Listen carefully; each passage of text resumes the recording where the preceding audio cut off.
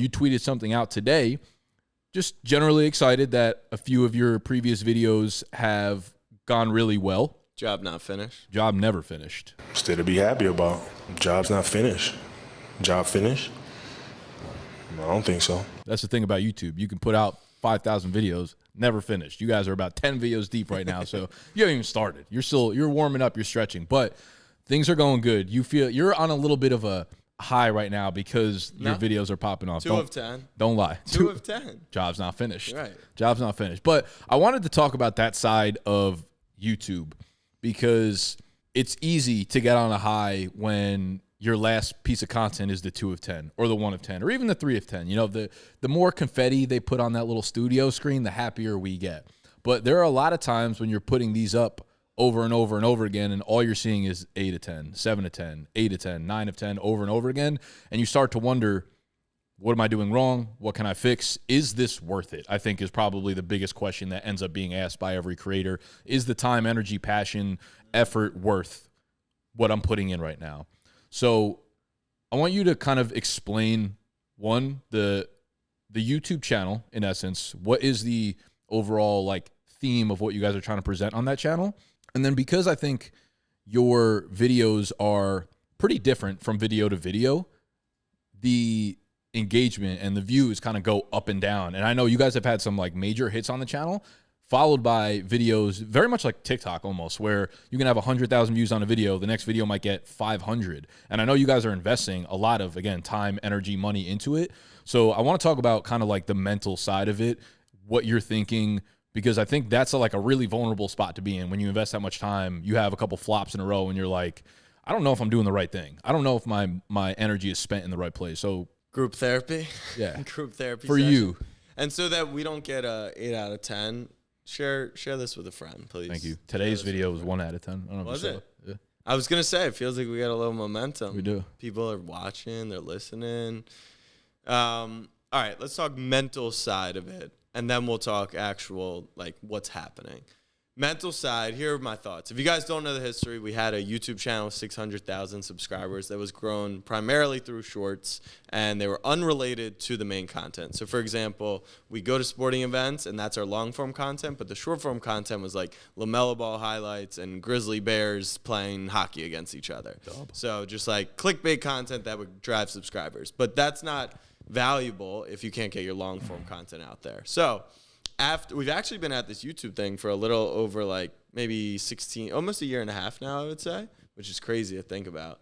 But the first 6 months of it, we were pushing to this channel, and like, it wasn't that it wouldn't be like 8 or 9 or 10 out of 10. It would be 3 out of 10, but it was only getting 400 or 600 views. And I was like, if this continues on, like we cannot, if our ceiling is 1,000 views, like, this is stupid. So that's when we decided to work with a YouTube consultant to pretty much, like a gym trainer, like any consultant, they're just showing you what you probably already know. So I think that extended my mental capacity to be like, all right, we're going to get a professional in here. They're going to tell me what's wrong with me, help me out. Then for the first 3 months working with them, we still did the same content on that channel, and that was still flopping. And then eventually in November, we decided to make this change. So it was almost like new life. Now, those first couple, I would say the first 5 videos, that's like where your mental can really get out of whack, because the first one did well. It got like a few thousand views, which we were really excited about because the old videos were getting a max of 2,000. But we were pushing to it from our old channels. Not the day of, we were still letting it go out. But like, we knew we had front-loaded some subscribers on there. Yeah. Then the second one got a couple thousand. And then I want to say it was like the third or fourth one got like back to the old stuff, 400 views. It was, would have been a 10 out of 10 even today. And I was like, oof, like this is now almost, we're like 9 months into this and we're still at the same place. I felt like our content got better, our process got better, but like, what are we missing here? I want to say it's the 4th or 5th video on the channel was the Dallas Cowboys video, and that was when it hit. It's now at like 50,000 views. Now, also running in the background of all of this, we launched Punchline with Marlon in August of 2023. And that was kind of like, I know what it looks like now success on YouTube. So I will say, if I didn't have that, knowing what like a good CTR, good engagement rate, good watch time, and like what the algorithm can do, I would probably be like, shit, like I have no clue how to crack this code. So I think that probably helps a lot. But we had that first Cowboys video do really well. And then we had a bunch of flops. And then we had our Thursday night video do very well. Got 150,000 views, kind of ran the channel up. But then coming off of that, we had like 4 more absolute, flops for the most part. So it has been like this up and down thing. But I'm confident and comfortable now in saying like we're at a place where I know if we keep at it, we keep the consistency, we keep the process, we keep this level of intention, that it'll break through. And so, yes, right now we're riding back-to-back, essentially like 20K videos. And so, yeah, we're super hype about it. But I'm leaving for a month, so we got to sustain through that. And I think we'll talk about that later in the show. So mentally, it's a roller coaster. So, like, 2 questions. One, like I guess talk through the feeling. Like, let's say your next 3 videos all flop. Yeah. They're like 500 or sub views relative to like where you think your standard is. What's your mindset there? Try to get, like really get there. Yeah, the mindset, honestly, now that we have like 15 videos and like 15 pieces of data, would be those were bad videos with bad concepts, and the intro was bad. Like there's something wrong with the video. Okay, that would be. So you've more systematized in your place in your head rather than like made it emotional. Yeah, 100%. That doesn't mean I wouldn't be like, damn, like that that sucks, because I think the nice thing about if you're just starting up and you're going at it on YouTube, even you're struggling early, like all you're doing is investing your time. Like we're investing money, resources, time, travel, relationship, like all this stuff. And so, yeah, if it doesn't hit a little bit earlier because we've kind of front run a lot of this stuff, it can be frustrating. And it's still, I know we're still going to go through these ups and downs. Like I don't feel like we've hit our breakthrough, right? Sure. Which some people, they can kind of have that momentum and then they feel like they're off on the run. But I do think we've finally gotten to a place where like we love our thumbnails, we love our title, and really we love the content we're creating, which we were cheating that too a little bit, like trying to match formats. We've come up with our own system. We have this Excel sheet where we're rating experiences. It's us. And so I'm really comfortable with that. And like I went to the Celtics game last night, and we probably would have done like, me going as a Heat fan and trying to be a rival. And like, that's just not me. Like we've done that before. And last night it was just like, all right, let's enjoy the game, eat some food, showcase what it's like going to TD Garden, which was really, really awesome. And like, that's the content. Okay. So based on your experiences now, right, you have Punchline and you say you feel like you know what it looks like for it to be successful. And now you have data points of good videos, bad videos, that kind of stuff. If you could summarize maybe, I don't know, 3 to 5 things you feel like you've learned, maybe it's from the consultant directly, like really like maybe actionable things that people could take away and be like, okay, this is maybe something I need to relook with my YouTube process. Yeah, let's go holistic first.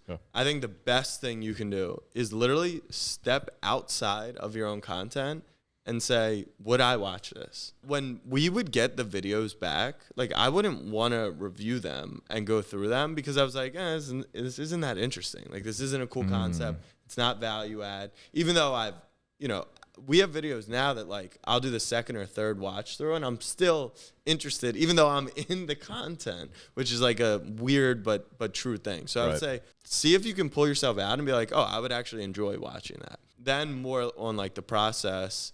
I think the obvious stuff that we talk about all day does matter. The intro matters, retention matters.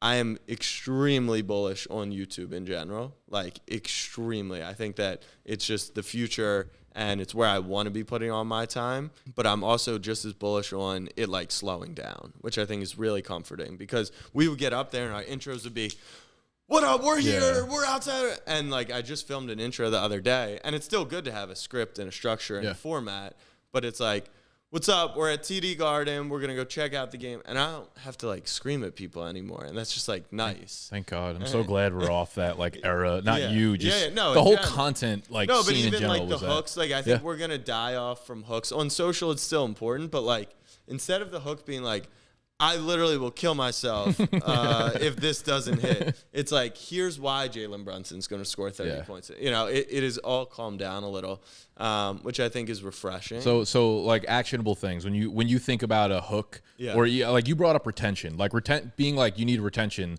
That's not actionable, right? Like what do you actually think about when you're like, okay, what are maybe some steps that people can implement this was a really good one that we just talked through, which was tell people where you're going in the video. Okay. Like we just did our NFL products rating, and it was interesting. Like we tried different cereals and taco shells, all that different stuff. And for us, we were like, yeah, people will just be curious, like how those products are rated. But we never really told them like what the point of the video was or what was going to happen at the end. And people just kind of like, they just want to know, where's this going? Because unless you're creating a movie, like, I don't need the end to be a surprise if the content is good enough. If you think that pulling the best moment from your content is going to ruin it and you need to save it, then the video is not good. So what I mean by that is, like, we won the Kentucky Derby, right? And if we were fearful that pulling our reaction to the front was going to mean you don't really have to watch the rest of the video, that's a bad piece of content. A good piece of content is, I still know that this is coming, but I want to see the lead up to it, and it's really interesting. I want to see what it's like being at the Derby and like all that stuff. So I think that is another part that if you feel like you have to conceal, the content's probably not that good. Yeah, I'd agree with that. I mean, that like if you could, for fantasy, if you're like, my number one player is Caleb Williams, and I'm fearful that no one's going to watch now that I said that. Right. I agree. But the content would be good because you're going to tell them why, and they have to watch. Couldn't agree. I don't think I've ever put that out like that, but what you just said is basically like, get good at storytelling, a beginning, a middle, and an end that people, even if they know, can come along with you for the journey. And I agree with that, 'cause so many people I know during like the fantasy time, especially on TikTok, will be like, this is my number one rated player. Right. He's a guy who's this, and this, and this, and then you go to the comments and it's all negative vitriol of just like, no one wants to watch it. Right. It's just this like, guy. it was this guy. It was, and like, if you take the opposite approach, people will watch it and like the content a million times more. Exactly. I agree with that. And think about one more example. How many times have you rewatched one of your favorite movies? You know what the ending is, but it's entertaining throughout. Yeah. And so you do only get so many chances to be brand new and fresh to someone, but you're going to retain most of your viewers. Like, if someone watches Batman 1, they're going to watch 2, 3, 4 more than someone's just going to jump in on 3 or 4. And like on our Dynasty videos now, not even now, but since the channel launched 3-4 months ago, we put timestamps of every player we talk about in every video. So even if like today's, we're like, 6 players you have to draft in your rookie draft, I have timestamps listing every single player. It's like you don't have to listen if you don't want to, but like, it has not hurt our channel whatsoever. I don't think, at least. But it's helpful. So I think that's a really good takeaway. So yeah, it is a mental. I mean, it's all social stuff. When it's hot, you feel on top of the world. When it's cold, you feel like, are we ever getting out of here? But I do think I'm a great case study because we're pouring a ton of money into this. We're traveling all over the world for it. We've, spent a ton of money. It's been 18 months now. And, like, we have 10,000 subscribers. Like, it's not – we don't have a lot. We out here. Like, people would think, oh, my God, so much success. But think about it. This is 18 months of work, and this goes back to last episode where we're talking about, like, the last video, the video that got 150,000 views on a long form, I made $600 on it. It's going to take a lot of time. So you have to want to do it. You got to love doing it, and you got to stick with it for a long time.